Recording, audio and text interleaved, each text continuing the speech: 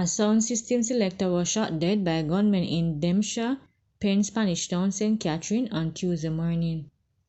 He has been identified as 40-year-old David Palmer, who is also a construction worker from the community. It was reported that around 10:45 a.m., residents reportedly heard several loud explosions in the area and stumbled upon the body of the now deceased. The police were summoned and upon their arrival, saw the now deceased laying on his back along the roadway. He was reportedly wearing a gray shirt, gray shorts, and had a green-colored sheet over the lower part of his feet. The body had what appeared to be gunshot wounds to the chest. No motive has yet been established for the killing, the police say. A Senton man who was hospitalized after he suffered head injuries during a physical confrontation with another man has died. He has been identified as Audie Cameron, a 66-year-old farmer of Bohemia District, Cave Valley in St. Ann. Cameron died about 5 p.m. on Tuesday at the Percy Junior Hospital where he had been admitted for 3 days. It's reported that on October 14, Cameron and another man had a dispute and Cameron was pushed.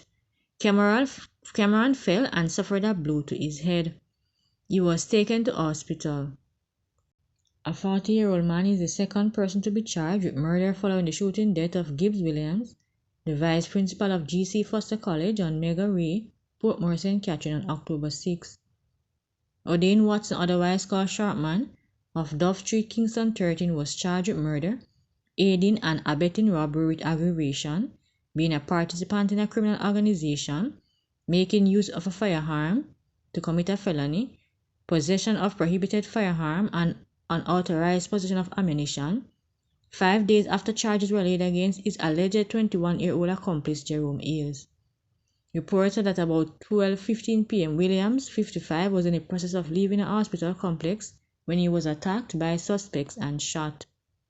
The police were alerted and he was taken to hospital where he was pronounced dead. Following an investigation, Watson was arrested and charged after he was interviewed in the presence of his attorney on Tuesday, October 17.